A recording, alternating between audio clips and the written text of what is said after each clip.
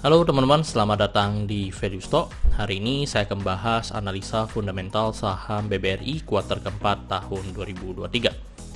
Oke, ini disclaimer-nya. Yang pertama, ini merupakan sharing analisa fundamental, bukan ajakan beli jual ataupun hold suatu saham, dan keputusan investasi ada di tangan teman-teman selaku investor. Yang ketiga, dari analisa fundamental ini bisa dijadikan referensi untuk analisa saham-saham yang teman-teman miliki. Oke, pertama kita masuk ke analisa bisnis dari saham BBRI ini. Yang pertama dari analisa emiten untuk sektor usahanya di perbankan, jadi produk atau service yang diberikan oleh BBRI adalah produk perbankan. Terus untuk analisa market, saya juga menggunakan produk dari BBRI. Terus untuk kebutuhannya menurut saya dibutuhkan sehari-hari, gampang untuk mengaksesnya, dan memang mereka memiliki kompetitor. Tetapi menurut saya untuk saham BBRI ini memiliki ekonomi muat tersendiri, yang dimana BBRI ini masuk sampai ke pedesaan ya teman-teman ya. Jadi kayak kota-kota atau desa-desa kecil yang dimana perbankan yang lain belum ada, BBRI kebanyakan ada teman-teman. Jadi inilah salah satu ekonomi muat yang ada pada BBRI. Terus untuk menguasai market berapa persen itu tidak ada, dan segmennya memang untuk Indonesia, dan saham ini saya kategorikan sebagai saham dividen. Terus untuk analisa GCG-nya, ownernya dimiliki oleh negara kita, dan pengalaman dari direksinya lebih dari 13 tahun. Terus untuk kasus hukum sama bebek saham dia tidak lakukan. Terus untuk saham mayoritas dikuasai oleh negara sebesar 53,19%. Terus kalau kita lihat dari segi pendapatannya, untuk 2023 pendapatannya mengalami kenaikan ya 17,9% dibanding dengan tahun sebelumnya. Dan untuk target di annual reportnya mereka tidak menetapkan ya secara angka target yang ingin mereka capai untuk tahun 2023. Begitu juga dengan net profitnya, targetnya tidak ditetapkan secara angka. Dan kalau kita lihat secara kinerja atau hasil yang sudah dicapai untuk 2023 ini di 60 juta ya teman-teman ya. Dan kalau kita banding dengan tahun sebelumnya mengalami kenaikan 17,5%. Jadi ini sejalan ya dengan revenue-nya naik, net profit-nya juga mengalami kenaikan yang cukup signifikan juga. Terus kita lihat dari segi asetnya. Dari segi asetnya mengalami kenaikan ya, kenaikannya 5,3%.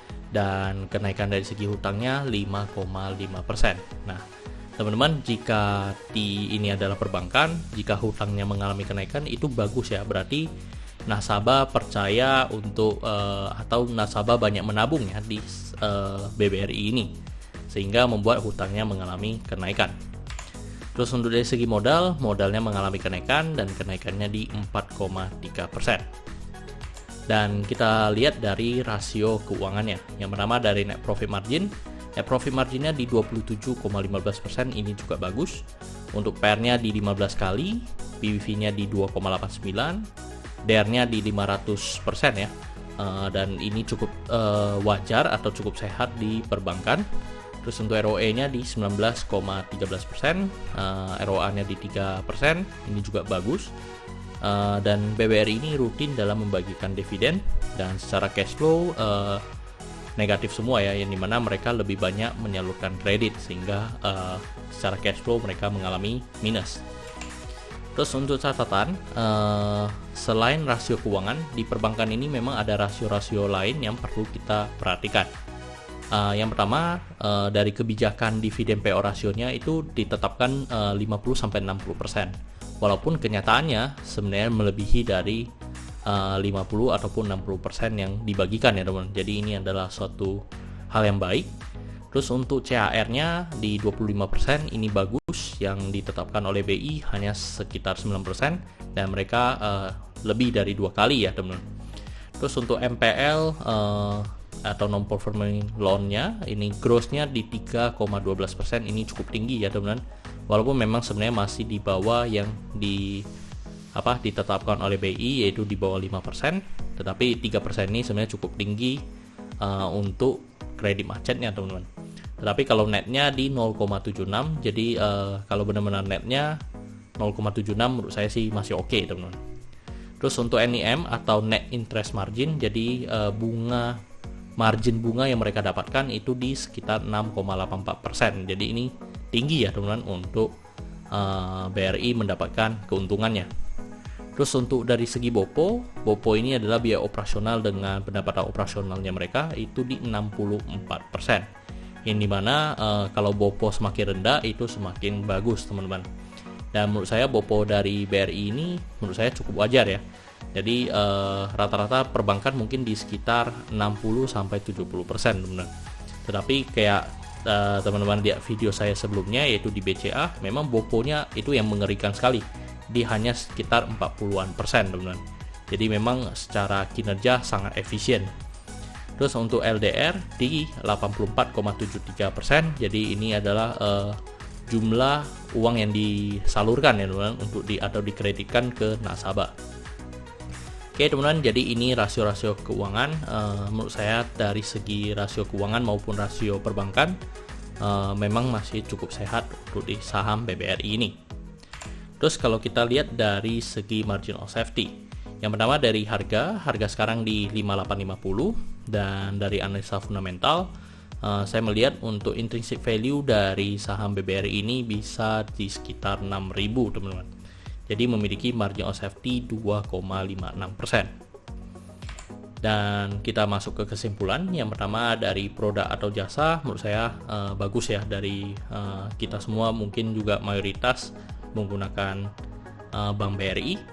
Terus untuk dari GCG menurut saya cukup berpengalaman. Revenue net profitnya secara target tidak ada, tapi kalau secara kinerja lebih baik dari tahun sebelumnya. Jadi saya berikan 1 yes. Terus untuk asetnya menurut saya cukup produktif. Untuk hutang berbunganya ini tidak applicable ya untuk di perbankan, malahan bunganya hutangnya itu harus lebih tinggi teman-teman. Terus untuk ROE-nya atau lebih dari bunga deposito, yes ya. Margin of safety-nya positif, yes. Dividennya tidak mencapai 7% ya teman-teman. Mungkin hanya di sekitar 5% jika saya asumsikan dividen payout rasionya seperti tahun-tahun sebelumnya. Terus untuk sahamnya murah, menurut saya sekarang mungkin di fair value ya. Jadi menurut saya tidak terlalu murah. Jadi kesimpulannya adalah 8 dibanding 10. Mungkin BBRI ini akan cukup menarik jika teman-teman bisa beli di harga 5.500 ke bawah ya teman-teman. Itu masih ada potensi untuk mendapatkan gain yang lumayan ya. Jadi untuk sementara saya tidak memiliki saham BBRI ini karena harganya masih cukup premium ya menurut saya. Oke teman-teman, saya rasa cukup sekian untuk video kali ini. Jangan lupa untuk like dan subscribe. Jangan lupa juga untuk follow saya di Instagram saya di royken13. Dan teman-teman bisa join grup Telegram saya di Value Stock. Untuk linknya teman-teman bisa dapatkan di kolom deskripsi. Dan jika teman-teman tertarik untuk belajar value investing, teman-teman bisa mengunjungi website saya di valuestock.id. Dan jika teman-teman ada kode saham yang menarik yang untuk saya analisa, silakan tinggalkan di kolom komentar untuk kode sahamnya. Oke teman-teman, see you in the next video. Bye bye.